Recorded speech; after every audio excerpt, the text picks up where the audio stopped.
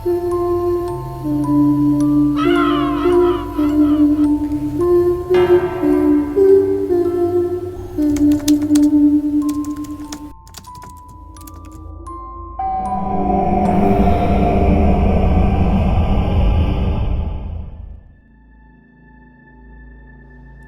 ligtas at mapagpalang araw po sa inyo, Misteri.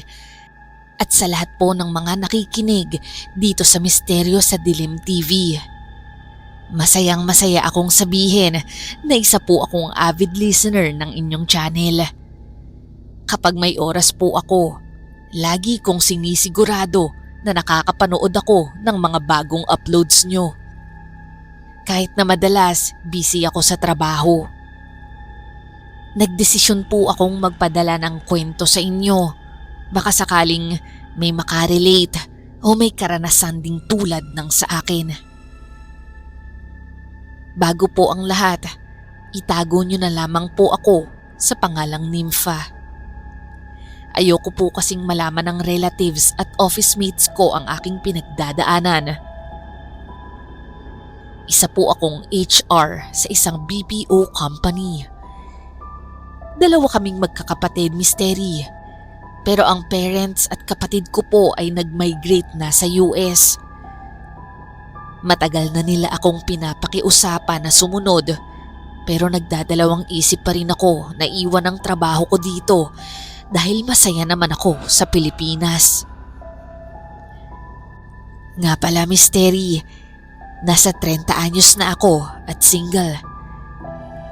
Nag-umpisa ang kababalaghan sa akin noong bata pa kami ni Ate Jade.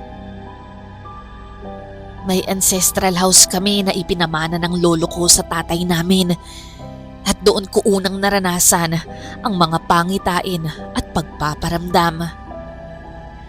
Ako nga po pala ulit si Nympha at ito po ang aking kwentong kababalaghan.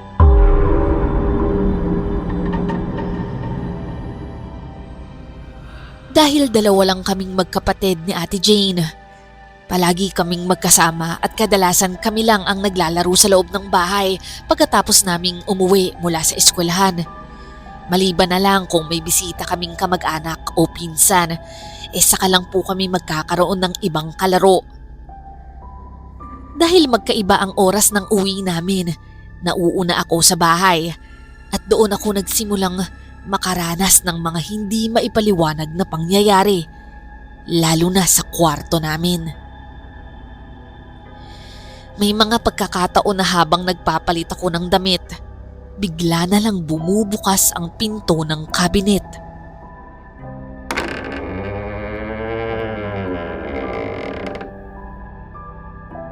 Minsan, bigla na lang sasara ng malakas ang pinto sa kwarto namin. At ako'y maiiwang mag-isa sa loob. Imagine kung gaano nakakatakot yon, Misteri, lalo na bilang bata. Siguro 1 o 2 beses mangyayari yon sa isang linggo. Pero habang tumatagal, halos araw-araw ko na itong nararanasan. Kahit ganoon, Misteri, hindi ko to sinasabi sa mga magulang ko, kahit kay Ate Jade. Hindi ko alam kung bakit. Kung dati, simpleng bukas-sara lang ng pinto ang mga nangyayari. Nung nagdalaga na ako, mas nakakatindig balahibo na ang mga karanasan ko. Isa pong gabi, hindi umuwi si Ate Jade dahil dumiretso siya sa bahay ng mga pinsa namin. Naiwan po akong mag-isa at natulog sa kama. Nagising ako bandang madaling araw na parang may katabi ako sa gilid. Ramdam kong bumabaon ang kabilang bahagi ng kama. Halatang may nakasampa roon. Tanging pagtatalokbong ng kumot lang ang naging reaksyon ko dahil alam ko na hindi naman uuwi si ate ng gabing yon.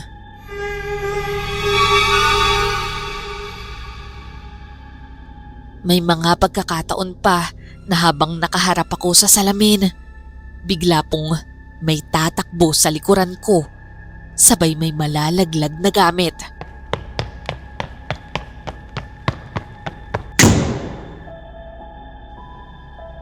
Isa pang insidente ang nangyari habang naliligo ako.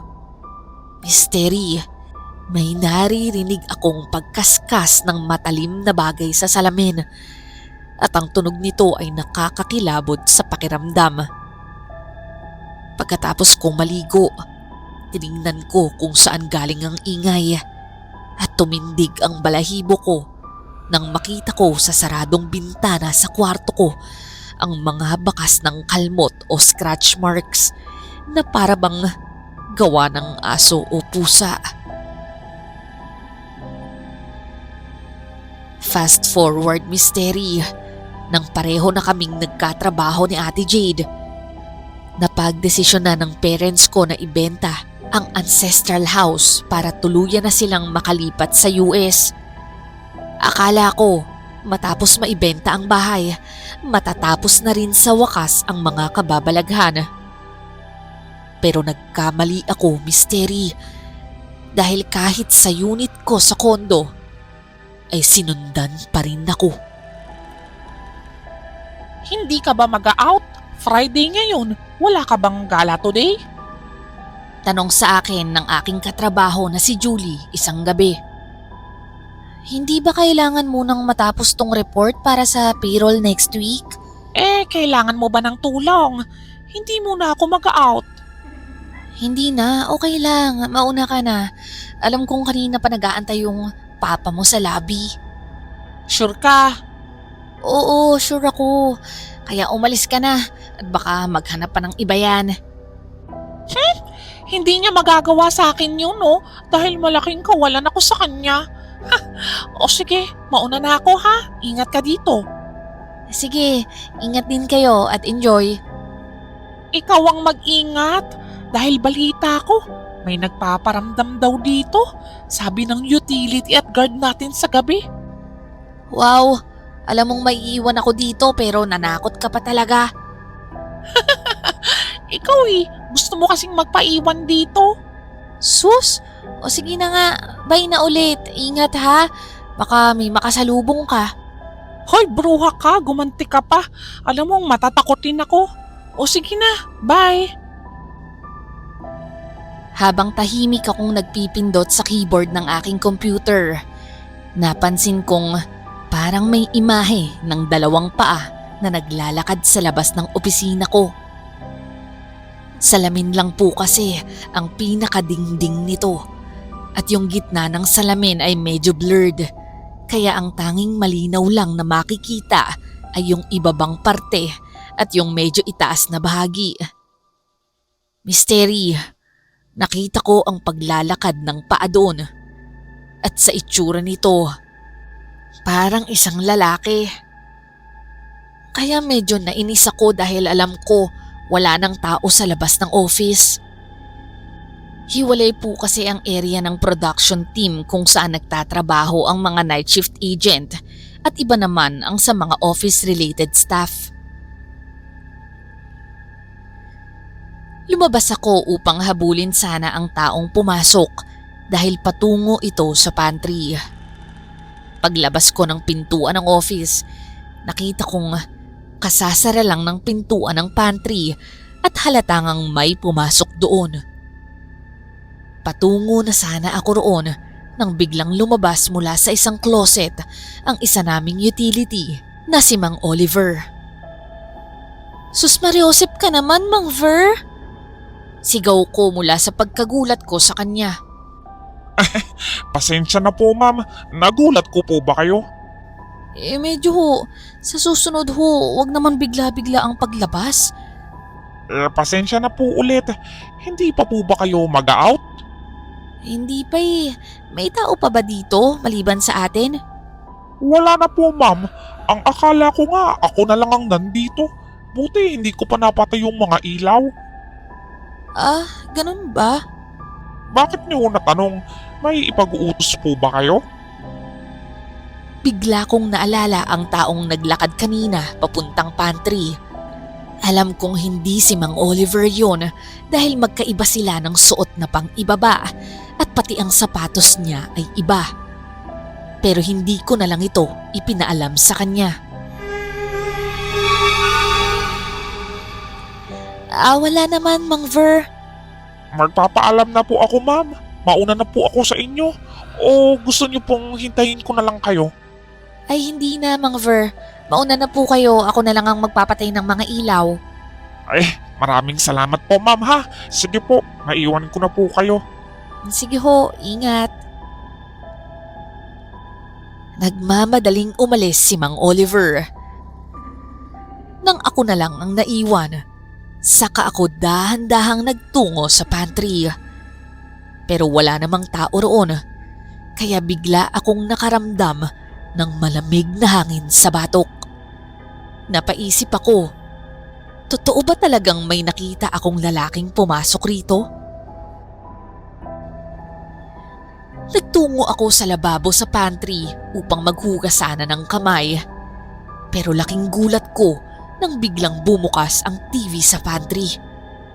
Wala itong channel, yung typical na display kapag walang signal, at napakalakas ng tunog.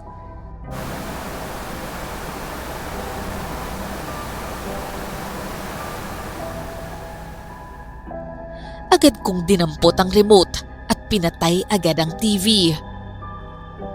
Bigla namang sumara ng malakas ang pintuan mula sa sleeping quarter. Sa opisina po kasi namin, Mystery, nasa pantry ang daan papunta sa sleeping quarter. Kaya naman parang nagalit na ako dahil naisip kong baka may nang titrip na empleyado.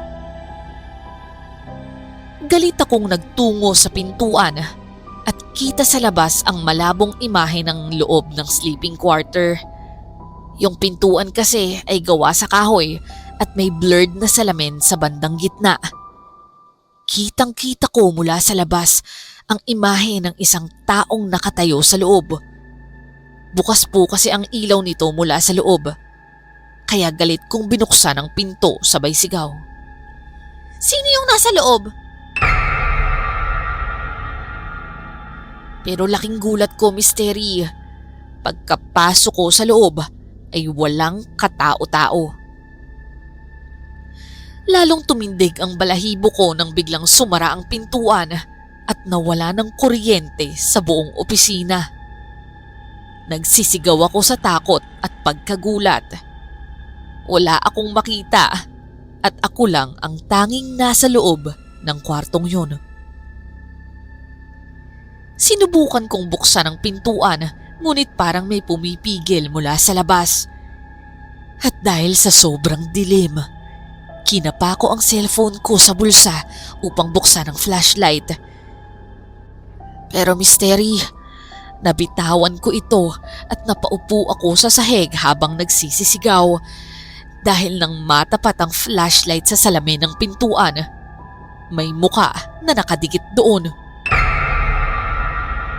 Napapikit ako at lalo pang nagsisisigaw. Biglang bumalik ang kuryente at biglang may nagbukas ng pintuan.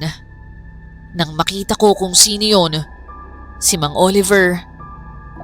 Agad niya akong inalalayan para tumayo at gulat na gulat siya sa itsura ko. Oh, ma'am, ano pong nangyari sa inyo? Kanina pa po ba kayo? Kararating ko lang po, ma'am.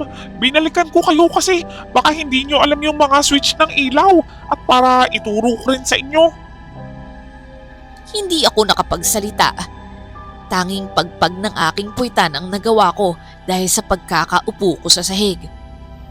Ma'am, ano po ba talagang nangyari sa inyo? Wala naman po, Mang Oliver. Nagulat lang siguro ko kasi nawala ng ilaw eh. Sigurado ba kayo, ma'am? Hindi ako sumagot. Marahil napansin pa rin niya na baka sa mukha ko ang takot. Sige po, ma'am. Huwag kayong mag-alala. Sasamahan ko na lang po kayo hanggang sa makauwi kayo. Hindi na, Mang Oliver. Okay lang po talaga ako. Hindi na po, ma'am. Baka mawalan ulit ng kuryente. Mabuti nang may kasama kayo rito. Wala na akong nagawa, Misteri, at hinayaan ko na lang si Mang Oliver na samahan ako hanggang sa makatapos ako sa trabaho. Kahit papaano ay nakagaan sa loob ko ang presensya niya. Sa totoo lang, Misteri, 3 taon na simula nang maibenta ang bahay namin at yung huling encounter ko sa mga masasabi nating ibang nilalang. Ang buong akala ko noon, Misteri, doon na matatapos ang lahat sa office nung gabing yun. Pag uwi ko sa unit ko sa may BGC, nasa 19th floor ako noon at habang nag-aayos ako at nagliligpit ng pinagpalitang damit, may narinig akong kaluskos sa sala. Lumabas ako. Akala ko si Frankie, yung pusa ko. Pero nakita ko na tulog na siya sa kanyang higaan. Sinarado ko na lang yung sliding door papuntang terrace bago matulog. Pero habang papasok na ako sa kwarto, biglang may kumatok sa pintuan. Noong una, akala ko baka nagkamali lang ng unit. Pero habang tumatagal, palakas ng palakas yung katok.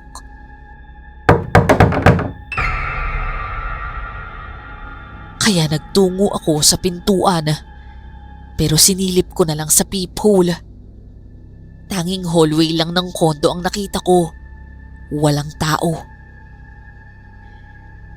Habang pabalik na ako sa loob, muling may kumatok. Kaya medyo nainis na ako sa mga nangtitrip na tenant. Pagsilip kong muli, napakadilim, wala akong makita miski yung hallway. Inalis ko ang mata ko sa peephole at saka sumilip ulit.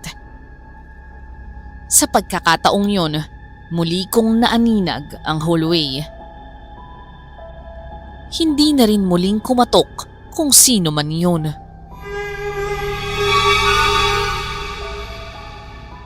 Nung gabi ring yun, habang natutulog, nagising ako sa tunog na parang may nagkakamot sa salamin.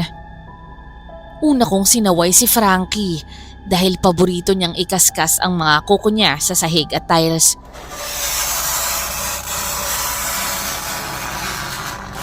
Frankie, stop!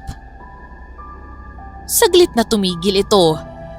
Pero habang patulog na ulit ako, lalong bumilis ang pag-scratch ng mga kuko sa kung anong bagay. Pabilis ng pabilis at parang padiin ng padiin. Kaya umupo ako para sana bumangon at sawayin si Frankie. Pero Misteri, para akong binuhusan ng malamig na tubig at natulala ako sa pagkakaupo sa kama nang makita kong si Frankie mahimbing na natutulog sa paanan ko. Bigla ring tumigil ang tunog at tumahimik ang buong lugar. Natakot akong lumabas ng kwarto, kaya minabuti ko na lang na ikandado ang pintuan. Halos hindi ako nakatulog ng gabing yun, Misteri. Nang mapansin kong maliwanag na, tsaka lang ako lumabas ng kwarto upang tignan kung saan nanggagaling ang tunog kagabi. Nangamba ako para sa kaligtasan ko, Misteri, dahil nang makita ko kung saan galing ang mga kalmot, ito ay mula sa labas ng terrace ko. Nasa itaas na bahagi ng salamin ang bakas ng mga kamot, markadong markado. Hindi ito gawa ng normal na tao. Misteri, nasa 19th floor ako ng building at hindi ka basta-basta makakapanik ng terrace ng ibang unit. Bigla kong naalala, katulad ito nang nakita ko nung bata pa ako. Kaya tanong ko agad sa sarili ko, sinundan ba ako? O talagang kasama ko na ang nilalang na yon mula sa ancestral house namin?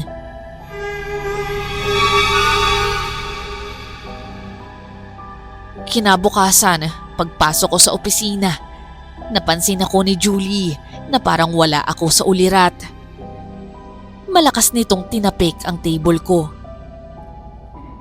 Hoy, sino yung lalaki na yan at hindi mo na ikinukwento sa akin, ha? Bigla naman akong bumalik sa ulirat dahil sa pagkagulat sa kanya. Ha? Sinong lalaki?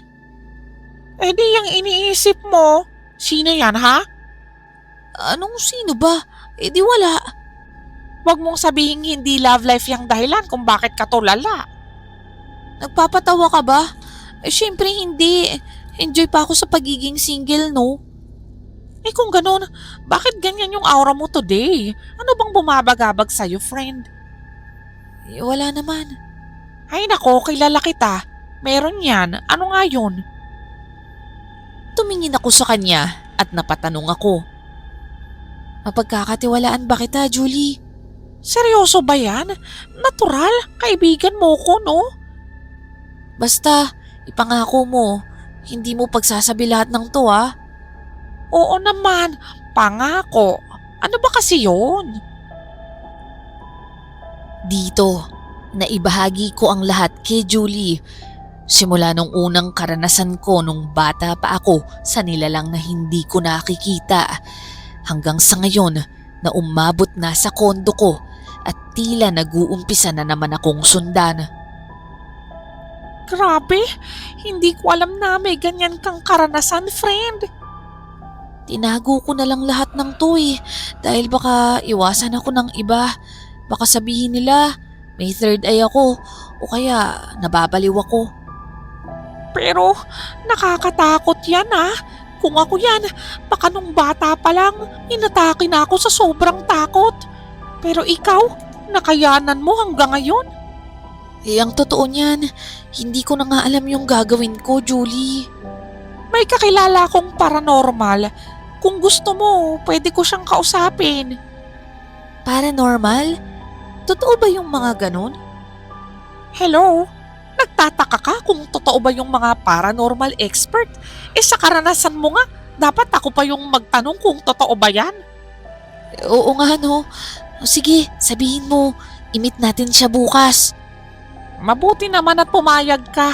O siya, tatawagan ko na siya ngayon para ma-meet na natin bukas. Lumipas ang maghapon at nakauwi na rin ako sa unit ko. Habang kumakain at nanonood ng TV sa sala, biglang tumawag si Ate Jade sa messenger. Agad ko itong sinagot at masayang-masaya akong nakausap ko siya ulit, Mystery. Nagkamustahan kami sa mga nangyari sa amin hanggang sa i-open ulit nila mama at papa ang tungkol sa pagmamigrate ko sa US para makasama ko na sila. Pa, ma, alam niyo namang masaya pa ako dito sa work. Alam naman namin yun, Nympha. Pero nag-aalala kami sa'yo kasi mag-isa ka lang dyan. Okay lang naman po ako dito. Pero promise po, sa susunod na taon, susunod na po ako dyan sa US. Talaga anak? Naku, salamat naman. Magiging masaya na tayo ulit, lalo na ang papa mo. Talaga, bunso? Nako, pagpunta mo dito, mamamasyal agad tayo. Salamat, ate. Ang papa mo, gusto ka daw makausap. Sige po, ma. Pakipasa po sa kanya. Hello anak, kamusta ka na? Hello, pa. Ito, mabuti naman po. Lumalaban pa rin, tulad ng turo nyo sa amin. Eh kayo po, kamusta na? Dapat malakas ka pag uwi ko dyan, ha? Nako, malakas na malakas ako dito. Ipagdadrive pa kita pagdating mo. Talaga pa? Miss na miss ko na po kayo. Bigla akong napaluha, Mystery, habang kausap ko ang pamilya ko sa kabilang linya. Ilang taon na rin kaming hindi nagkikita simula nang mag-migrate sila. Anak, medyo lakasan mo ang boses mo. Hindi kita masyadong marinig. Maingay dyan. Ay, sorry po pa. Patayin ko lang yung TV. Eto po, patay na. TV ba yun? Opo pa, eto, naka-off na. Ganun ba? Ikaw Hindi ka nagsasabing may boyfriend ka na. Ha? Pa? Saan niyo naman nakuha yan? Yang kasama mo dyan sa kondo. Anong kasama pa? Ako lang mag-isa dito. Ayan oh, may lalaking nagsasalita. Sumasabay sa pagsasalita mo. Pa, wala akong kasama rito. Wala rin akong naririnig na nagsasalitang iba. Malinaw na malinaw yung boses ng lalaki. Kasing lakas mo nga kung magsalita. Naglilihim ka ba sa amin, anak, ha? Oo nga, Nympha. May lalaking nagsasalita dyan. Sino ba yan? Misteri, tumindig ang balahibo ko sa mga sinasabi ng pamilya ko. Alam kong totoo ang naririnig nila dahil sila yung tipong hindi marunong magbiro sa akin. Kaya agad akong nagpaalam sa kanila at binaba ko ang tawag. Bigla akong napaisip. Itong lalaki rin kaya yung lalaking nagpakita sa akin sa opisina? Biglang nagring ulit ang phone ko. Si Julie ang tumawag. Hello, Julie. Hello, nakausap ko na yung expert. Diyan na lang kami pupunta sa unit mo, ha? Sige, mabuti pa nga. O siya, mag-iingat ka dyan, ha? Sige, salamat. Mag-ingat din kayo bukas. Kinabukasan, tumawag muna si Julie bago sila pumanik sa unit ko. Kumatok sila at pagbukas ko ng pinto, nandoon na si Julie kasama ang isang lalaki na sa tingin ko ay nasa mid-40s na. Katamtaman ng pangangatawan nito, nakasalamin at medyo may kanipisa na ang buhok. Kayo pala, tuloy kayo, Julie. Nympha, si Peter. Peter, eto si Nympha, yung kinakwento ko sa'yo. Kamusta, Peter? Alika, tuloy kayo, tuloy. Kita ko ang pagkaseryoso ng mukha nito at pagkabalisa. Huli itong pumasok ng marahan. Inikot-ikot ang paningin sa bawat sulok ng unit ko. Dito, naituro ko rin sa kanila ang mga bakas ng kalmot sa salamin. Humingi ng pahintulot si Peter upang magsagawa ng orasyon. May kinuha ito sa kanyang bag, isang bowl na ginto at isang parang pangdikdik ng bawang na kulay ginto rin. Ipinaikot niya ito paminsan-minsan at gumagawa ito ng tunog sa bawat pagtapik nito sa bowl. Nang matapos siya sa kanyang ginagawa, umupo na kami sa sala. Dito ay nagpaliwanag na siya sa akin. Nympha, nasa na yung pamilya mo? Nasa US na yung magulang at ate ko. Ako na lang yung naiwan dito. Ilan kayong magkakapatid? 2 lang, bakit? Sigurado ka? Anong ibig mong sabihin? Tumingin ako kay Julie na mukhang nagtataka sa mga tinatanong ni Peter. 2 lang talaga silang magkapatid, Peter. Ganun ba? Mahirap ipaliwanag pero may mga espiritu na hindi tayo hinihiwalayan. Hindi ko rin maintindihan, Peter eh. Anong ibig mong sabihin? Kanina, bago ko pumasok, naramdaman ko na yung presensya ng isang lalaki dito. Agad kumabog ang dibdib ko sa mga sinabi ni Peter. Katulad yon ang sinabi ni na mama at papa kagabi.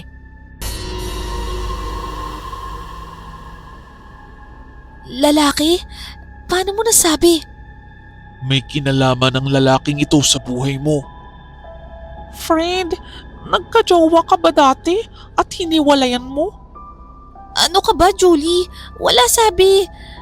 Anong ibig mong sabihin, Peter, na may kinalaman sa buhay ko? Kaya ito hindi humihiwalay sa'yo dahil kadugtong na ito ng buhay mo. Ano? Naguguluhan ako. Maaaring kadugo mo ito, Nympha. Pwedeng kakambal mo.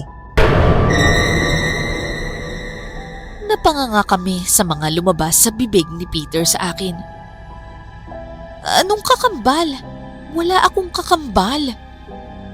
Sabihin mo sa akin, Nympha, Nung bata ka ba, nagpaparamdam na siya sa'yo? Ang totoo niyan, nung elementary pa lang ako, nagsimula nang may magparamdam sa akin eh. Marahil gusto nitong malaman mo na may kakambal ka. Ganun talaga ang bonding ng kambal. Mahirap ipaliwanag. Pero tanging kayo lang ang makakapagpaliwanag nun.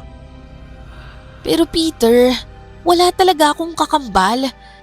Ako lang at saka yung ate ko yung magkapatid simula nung bata pa lang kami. May naitatago ka bang larawan mo nung bata ka pa? Saglit akong napaisip sa mga tanong niya sa akin. May mga larawan ako nung bata pa ako, simula nung elementary. Pero nung sanggol pa ako, walang naibahagi sa akin sila mama at papa. Wala akong naitatago. Marahil mabuting itanong mo muna sa mga magulang mo ang tunay mong pagkatao, Nympha. Paano kung mali ka? Hindi maipagkakaila na hindi ka sinasaktan ng sinasabi mong nagpaparamdam sa'yo, di ba? Ang pagkaskas niya sa salamin ay isang halimbawa na nasa sitwasyon siya ngayon kung saan nasa kabilang bahagi siya ng salamin. Tumayo ang balahibo ko sa katawan, Mystery. Maging si Julie ay hindi kinaya ang mga sinasabi ni Peter. Doon ko lang na-realize na ang maaaring sinasabi niya na nasa kabilang bahagi ng salamin ay nasa kabaong na ito. Hindi ko muna pinaalis sina Julie at Peter sa unit ko. Pumasok ako sa kwarto at doon ko tinawagan sina mama at papa. Noong una ay todo tanggi pa sila sa akin at sinasabihan akong tigilan ang pag-iisip ko. Pero sa huli, umamin na rin sa akin si Papa, Mystery.